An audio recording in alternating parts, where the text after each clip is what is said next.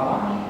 دو قسمیں ہیں پانی کی. ایک پانی وہ ہے جو مطلق ہے, ایک وہ ہے جو مضاف پانی ہے. مطلق اور مضاف کسے کہتے ہیں؟ مطلق وہ پانی ہے جو خود بھی پاک ہو اور دوسروں کو پاک کرنے کی صلاحیت بھی رکھتا ہو. گویا مطلق پانی, خالص پانی, پیور پانی, اس کے اندر کسی چیز کی آمیزش ملاوٹ نہ ہو, اس کو کہتے ہیں مطلق پانی. یعنی وہ پانی کی جو خود کو پاک ہو, خود بھی پاک ہو اور دوسروں کو پاک کرنے کی صلاحیت بھی رکھتا ہو, اس میں کسی چیز کی ملاوٹ نہ ہو. لیکن ایک پانی ہے مثلا شربت, نیبو کا شربت ہے, وہ بذات خود تو پاک ہے, لیکن کیا میں اس سے اپنا نجس ہاتھ پاک کر سکتا ہوں؟ نہیں کر سکتا. کیوں؟ وہ خود پاک ہے لیکن دوسروں کو پاک کرنے کی صلاحیت نہیں رکھتا. کیوں نہیں رکھتا؟ کیونکہ وہ مضاف پانی ہو گیا ہے, وہ مضاف ہو گیا, اس میں کسی چیز کی ملاوٹ ہو گئی ہے, نیبو کی یا روح افزا کی, کسی بھی چیز کے گزر, یہ ضروری نہیں ہے کس چیز کی ہے, کسی بھی چیز کی ملاوٹ ہو, وہ مضاف ہو گیا, وہ خود تو پاک ہے لیکن دوسروں کو پاک کرنے کی صلاحیت نہیں رکھتا ہے. اچھا, اب یہ مطلق پانی جو ہے اس کو اس کے حاصل کرنے کی, اس کی کتنی قسمیں, وہ کہاں سے ملتا ہے, کہاں سے حاصل ہوتا ہے, اس کا حاصل کرنے کی مطلق پانی کہاں سے آپ کو ملتا ہے؟ تو بور سے مطلق پانی ملتا ہے, کنویں سے, تالاب سے, ندی سے, یہ سب جگہ سے یہ ہمیں مطلق پانی ملتا ہے. کہیں ایسا گڈھا ہے جہاں کے اوپر ایک فل پانی بھرا ہوا ہے, اس کو جو ہے وہ مطلق پانی کہتے ہیں. اب آیا یہ مطلق پانی جو ہے جو خالص پانی, جو پیور پانی ہے, اس کی یہ صلاحیت ہے کہ خود بھی پاک ہوتا ہے, دوسروں کو پاک کرنے کی صلاحیت رکھتا ہے, لیکن کب تک یہ خود پاک رہے گا؟ کب تک یہ خود پاک رہے گا؟ یہ اس وقت تک خود پاک رہے گا کہ جب تک اس کے اندر خود کسی چیز کی ملاوٹ نہ ہو. مثلا ایک حوض کے اندر پانی بھرا ہوا تھا, ایک حوض کے اندر یا ایک بالٹی کے اندر پانی بھرا ہوا تھا, بالٹی میں ایک بچہ پیشاب کرا تو اس میں سے ایک چھینٹ اس کے اندر چلی گئی. اب کیا میں اس پانی سے وضو کر سکتا ہوں اس بالٹی کے پانی سے؟ نہیں کر سکتا. کیوں؟ کیونکہ وہ گندا پانی اس کے اندر جا چکا ہے, اس کے اندر آمیزش ہو چکی ہے, ملاوٹ ہو چکی ہے.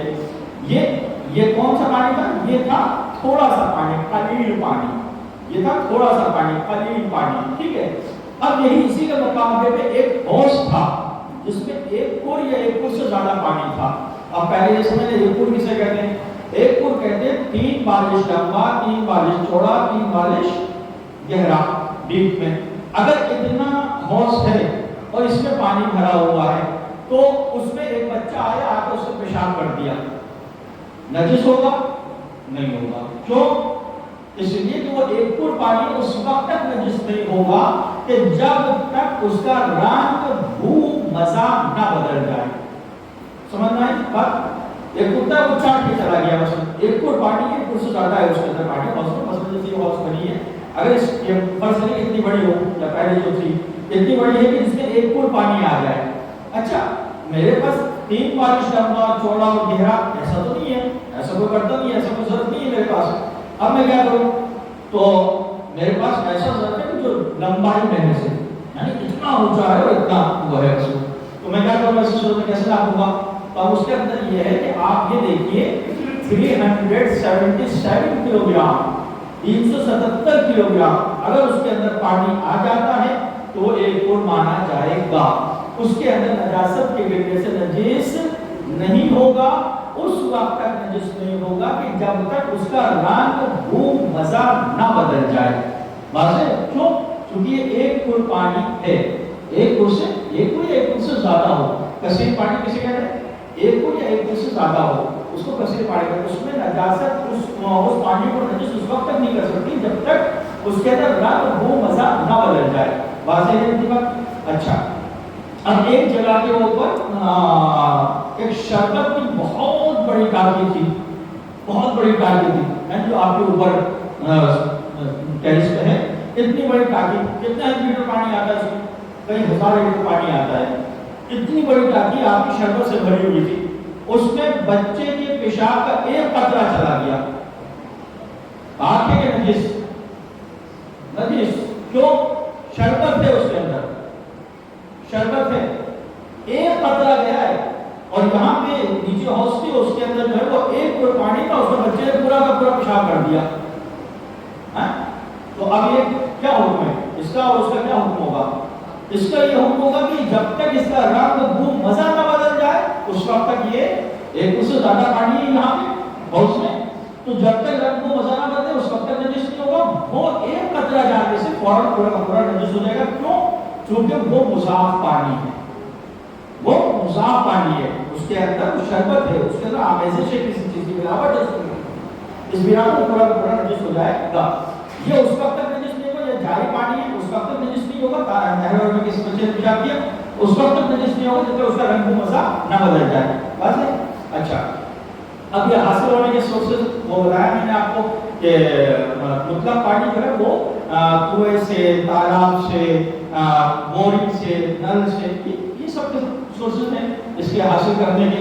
یہ جگہ کے اوپر یہ مطلق پانی، بارش کا پانی جو مطلق پانی ہے، یہ سارے کے سارے یہ سورسز ہیں اس کے حاصل کرنے کے. اچھا، اب بارش کا پانی ایک سوال یہاں پر کرتا چلو کہ بارش کا پانی اگر موسلادھار بارش ہو رہی ہے، موسلادھار جسے کہا جائے موسلادھار، ایک بھی دھار ٹوٹی نہیں ہے، بارش ہو رہی ہے، ایسی صورت میں اگر بارش ہو رہی ہے اور اگر آپ کے لباس پہ یا آپ کے جسم پہ بارش کی وہ چھینٹیں پڑی ہیں تو وہ چھینٹیں پاک ہیں. بہت غور سے سنیے گا. اگر موسلادھار بارش ہو رہی ہے اور اس سے آپ کے لباس پہ یا آپ کے جسم پہ چھینٹیں پڑی ہیں تو وہ چھینٹیں نجس نہیں ہوں گی. لیکن اگر بارش موسلادھار نہیں ہو رہی ہے، رم جم رم جم رک رک کے برس رہی ہے، جس کو ہم موسلادھار نہ کہہ سکیں، ایسی صورت میں اگر آپ کے جسم میں یا لباس پہ چھینٹیں پڑی ہیں تو وہ نجس ہو جائیں گی. واضح ہے؟ سمجھ آئی؟ بارش ہونے سے چالو ہے اگر اس میں کیا ہے اس میں کوئی چھینٹا ہو رہا کیا وہ بات ہے؟ دیکھیے وہ جو تین جو چھینٹیں اڑائی ہیں اگر وہ آپ کے جسم تک آئی ہیں، اب جسم میں کہاں تک آئی ہیں آپ کے یہ دیکھا جائے گا. اگر وہ چھینٹیں آئی ہیں آپ کے جسم میں وہ نجس رہے گی، اس کو پاک کر لیں گے اپنا. بارش ہونے سے چالو ہو سکتا موسلادھار بارش چالو ہے، لیکن دیکھیے یہ کپڑے کا جو ہے نا ایک مسئلہ یہ ہوتا ہے کہ کپڑا جو ہے نچوڑے بغیر پاک نہیں ہوتا، نچوڑنا ضروری ہے. اگر آپ کے کپڑے پہ لباس سے چھینٹیں پڑی ہیں تو اس کو نچوڑنا جو ایک دفعہ وہ واجب ہے قریب پانی سے. واضح ہے؟ اچھا، یہ ہو گیا مطلق پانی کے مسائل. اور مضاف پانی کا مضاف پانی خود پاک ہوتا ہے، دوسروں کو پاک کرنے کی صلاحیت نہیں رکھتا. مطلق پانی خود بھی پاک ہوتا ہے، دوسروں کو پاک کرنے کی صلاحیت نہیں رکھتا ہے. اب دوسرا مسئلہ آتا ہے غسل. غسل کے وہ واجب غسل یعنی غسل ایسے غسل دیکھا جائے تو غسل کی دو قسمیں ہیں، ایک واجب ہوتا ہے اور ایک مستحبی ہوتا ہے. مستحبی غسل کون سے؟ مثلا جمعے کا غسل، 15 شعبان کا غسل، شباب قدر کا غسل ابھی آئے گا، ماہ مبارک رمضان کا غسل، اس کے بعد جو ہے اور غریب کا غسل، عید الفطر کا غسل، عید الاضحیٰ کا، بہت سارے غسل ہیں. مستحب غسلوں میں بہت سارے غسل آ جاتے ہیں. واجب غسل کون سے ہوتے ہیں؟ واجب غسل جو ہے وہ 7 ہیں. واجب غسل کی قسمیں جو ہے 7 ہیں، جس میں سے چار جو ہے وہ صرف مرد کریں گے، صرف مرد. 4 غسل جو ہے وہ صرف مردوں سے مربوط ہے، مردوں سے اس کا رشتہ ہے، اس کا تعلق ہے. ایک غسل جنابت ہے جس کا تعلق صرف مردوں سے، مرد اور دونوں سے، لیکن اس میں مرد ہیں. غسل میت، غسل مس میت، غسل نظر و قسم و عہد، اس میں مرد عورت دونوں کے دونوں شامل ہیں. چاروں غسل ہیں. اب 3 غسل ایسے ہیں، ایک حیض، ایک استحاضہ اور ایک نفاس. یہ 3 غسل وہ ہیں کہ جس میں صرف عورتیں کریں گی، مردوں سے اس کا کوئی لینا دینا نہیں ہے. بس ہے 4 غسل مرد اور عورت دونوں کے اوپر ہے، اور یہ 7 غسل عورتوں کے اوپر واجب ہے. یہ 3 غسل سے مردوں کو کوئی لینا دینا نہیں. اب تھوڑی وضاحت کرتا ہوں اس غسلوں کی. غسل جنابت کب واجب ہوتا ہے؟ جب ہم مجنب ہو جاتے ہیں، جب ہمیں نائٹ فال ہو جاتا ہے تو اس وقت جو ہے وہ غسل جنابت واجب ہو جاتا ہے. ٹھیک ہے. غسل جنابت کا طریقہ کیا ہوگا؟ غسل جنابت جب انسان کے اوپر واجب ہو جائے، جوان بچے سنیں غور سے کہ اگر ہمارے اوپر غسل جنابت واجب ہو گیا ہے تو ہمارے لیے بہت ساری چیزیں کرنا حرام ہو جاتی ہیں. یعنی 5 چیزیں کرنا ہمارے لیے حرام ہو جاتی ہیں. کیا کیا چیزیں؟ مسجد الحرام یا مسجد النبوی میں داخلہ ہمارے لیے حرام ہو جاتا ہے. آئمہ اطہار علیہ السلام کے حرم میں داخلہ ہمارا حرام ہو جاتا ہے. اچھا، دوسری چیز کیا ہے؟ دوسری چیز یہ ہے کہ مسجد الحرام اور مسجد النبوی میں داخلہ حرام ہے. اس کے علاوہ دوسری مساجد میں ٹھہرنا ہمارے لیے، ہم مسلم ہیں، ہم کہیں گے ہم یہیں پہ آگے سوئیں گے، یہ غلط ہے، حرام ہے، یہ گناہ ہے. تو لہذا مسجد میں ٹھہرنا حالت جنابت میں یہ جائز نہیں ہے، حرام ہے، مطلقاً حرام ہے. ٹھیک ہے، یہ چیز آپ کے لیے حرام ہو جاتی ہے. تو تیسری چیز کیا ہے کہ مسجد میں کوئی چیز، مثلا مجھے کتاب رکھنی تھی یا لینی تھی، میں حالت جنابت میں آجا کتاب رکھ رہا ہوں یا لے کے جا رہا ہوں. کوئی بھی چیز نہ رکھنا نہ لینا، دونوں صورت میں عام مسائل کی بات کر رہا ہوں. کوئی بھی مسجد ہو، کوئی بھی مسجد ہو، اس کے اندر آپ کا داخلہ کسی بھی چیز کو رکھنے کے لیے یا نکالنے کے لیے نہیں ہونا چاہیے، حرام. آپ نہ حالت جنابت میں کوئی چیز رکھ سکتے ہیں مسجد میں، اور نہ ہی کوئی چیز وہاں سے لے جا سکتے ہیں حالت جنابت میں، بڑا آپ کی اپنی چیز ہو. واضح ہے؟ اچھا، ایک کہتے ہوں گے 4 چیزیں ہو گئی. 5ویں چیز ہے کہ وہ سورے جس میں واجب سجدے ہیں ان کا پڑھنا انسان کا وہ حرام ہے. مثلا وہ سورے وہ 21ویں پارے میں، 23ویں پارے، 24ویں پارے میں، 27ویں پارے میں اور 30ویں پارے میں، وہ 4 سورے ہیں کہ جس میں سجدہ کرنا واجب ہے، لیکن اس کے علاوہ بھی اور سجدے ہیں، وہ مستحب سورے ہیں لیکن اس کے اندر سجدہ کرنا واجب نہیں ہے. تو حالت جنابت میں ان 4 سوروں کا، اب کہا جائے کہ ساتھ پورا قرآن پڑھنا حرام ہے؟ نہیں، پورا قرآن پڑھنا حرام ہی ہے، 7 آیتوں سے زیادہ پڑھنا مکروہ ہے.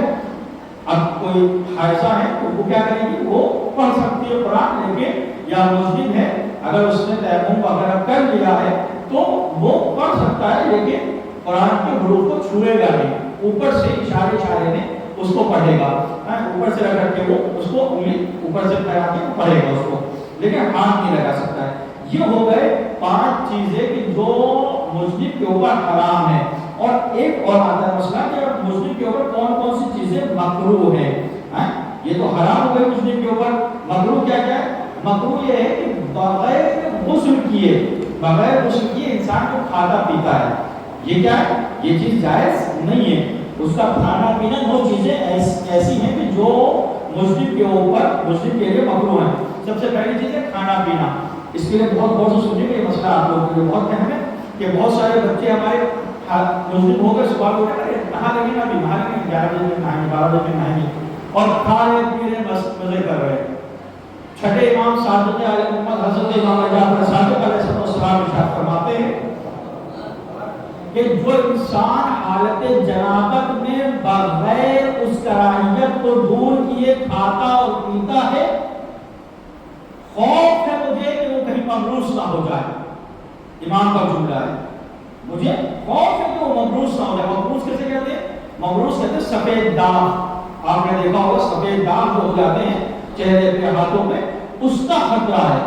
آپ اب کیا کریں گے؟ ہم صبح اٹھے، پانی ہے نہیں گھر میں کیسے غسل کروں؟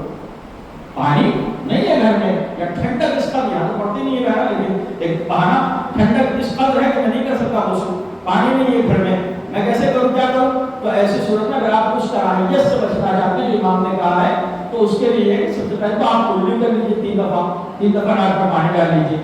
یہ ہو گیا. غسل کے بدلے تیمم کر لیجیے. آپ غسل کے بدلے تیمم کر لیجیے. تیمم میں کرتا غسل جنابت کے بدلے کو رکھ دے رہا. اس کے بعد پھر آپ کھائیے پیجیے. اگر تیمم نہیں بھی کر رہے کرنا چاہیے انسان کو، لیکن اگر نہیں کر رہا انسان تو کم سے کم کراہیت اس وقت ہوگی جب وہ اپنا ہاتھ کھول لے گا، کلی اور ہاتھ پہ پانی ڈالے گا، تب یہ کراہیت اس کی دور ہوگی. اگر اس نے اس کے بغیر کھایا پیا تو امام کا جملہ کہ وہ مبروس ہونے کا مجھے خطرہ ہے، اس انسان کے مبروس ہونے کا خطرہ ہے کہ جو حالت جنابت میں کھاتا اور پیتا ہے. جتنا جلدی ہو سکے انسان کو اپنے آپ کو پاک کرنا چاہیے. نمبر 1 اور 2 جو ہے کھانا اور پینا. نمبر 3 قرآن مجید کو 7 آیتوں سے زیادہ کا پڑھنا یہ مکروہ ہے, حرام نہیں ہے, مکروہ ہے. یہ عام آیتیں جو 7 آیتیں یا اس سے زیادہ پڑھنا جو وہ مکروہ ہے, حرام نہیں ہے. اگر آپ پڑھ رہے ہیں تو مسئلہ نہیں, اچھا ثواب کا کام ہے, لیکن ضروری ہے کہ وہ جنابت کے لیے ہے کہ فوراً آپ غسل کرے. لیکن جو عورتیں ہیں ہماری ان کا ایک مسئلہ الگ آتا ہے کہ وہ بیچاری وہ تو وقت ہی پاک ہوں گی, طاہر ہوں گی, تو لہٰذا ان کے لیے یہ اجازت, یہ کراہیت بھی ختم ہو جاتی ہے. وہ قرآن پڑھ سکتی ہیں حالانکہ اپنے اس ایام میں قرآن کی تلاوت کر سکتی ہیں. صرف ایک مکروہ آئے گا ان کے لیے, لیکن وہ بھی غیر اتنی کراہیت والا مکروہ نہیں ہے. اچھا کسی چیز قرآن مجید کی تلاوت کرنا.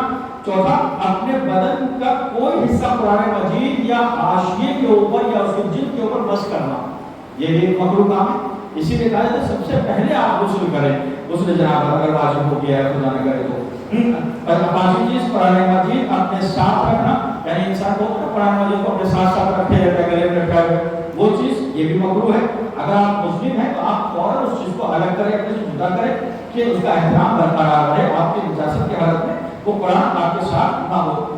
چھٹی چیز سونا, البتہ اگر وضو کر لے, مثلا میں مسلم ہو گیا اور مسلم ہونے کے بعد ابھی ٹائم ہے میں سوؤں گا, ابھی اٹھوں گا, کروں گا غسل, میں دوبارہ کی بات نہیں کر رہا ہوں, آپ دنوں بات کر رہا ہوں, میں مسلم ہو گیا ابھی کروں گا. اب یہ جو ہے مکروہ ہے کام. آپ پہلے اٹھیے, وضو کریے یا تیمم کریے, تیمم کر کے پھر آپ سوئیے, تو یہ عمل صحیح رہے گا. نہیں تو ایسے حالت جنابت میں ہی سو جانا واپس سے وہ مکروہ ہے, وہ عمل مکروہ ہوگا آپ کا. مہندی یا اور کوئی چیز خضاب وغیرہ جو انسان کرتا ہے, حالت میں مسلم ہوں, میں نے کہا کہ چل نہانا تو وہی, چل خضاب بھی کر لیتا ہوں اسی بہانے, وہ خضاب کرنے بیٹھ گیا میں, تو یہ چیز مکروہ ہے حالت جنابت میں خضاب کا کرنا یا مہندی وغیرہ دوسری چیزوں کا لگانا. چھٹی چیز, ساتویں چیز اشتم نہیں, ہفتوں مہندی کا لگانا, اور اشتم بدن پر تیل ملنا, بدن پر جو تیل ملتے ہیں مالش کرتے ہیں وہ بھی مکروہ ہے. اور نہم اختتام یعنی سوتے میں منی خارج ہونے کے بعد جمع کرنا. مثلا میں محتلم ہو گیا, میں مسلم ہوا, میرا نائٹ کال ہوا مجھے, اور اس کے بعد پھر میں نے کہا کہ چلو اب نہانا تو ہے یہ, اپنی بیوی سے بھی تھوڑا سا کر لے اپنا, تو ایسی صورت میں اس حالت میں جمع کا کرنا جو وہ مکروہ ہے, حرام نہیں ہے, مکروہ ہے کہ جب نہانی ہے تو اس طریقے سے بھی نہا لیا جائے. تو یہ چیز کرنا جو ہے وہ مکروہ ہے. اگر انسان مسلم ہو گیا ہے پہلے غسل کرے پھر بعد میں وہ اپنی اہلیہ سے جمع کرے, یہ بہتر ہے. اگر اسی حالت میں کرتا ہے تو وہ مکروہ عمل انجام دے گا. ابھی باتیں بہت ساری رہ گئی اس میں کیا کہتے ہیں آپ ٹائم بس کل کریں. تو صلی اللہ علیہ محمد وعلی محمد کے عصمت پر اللہ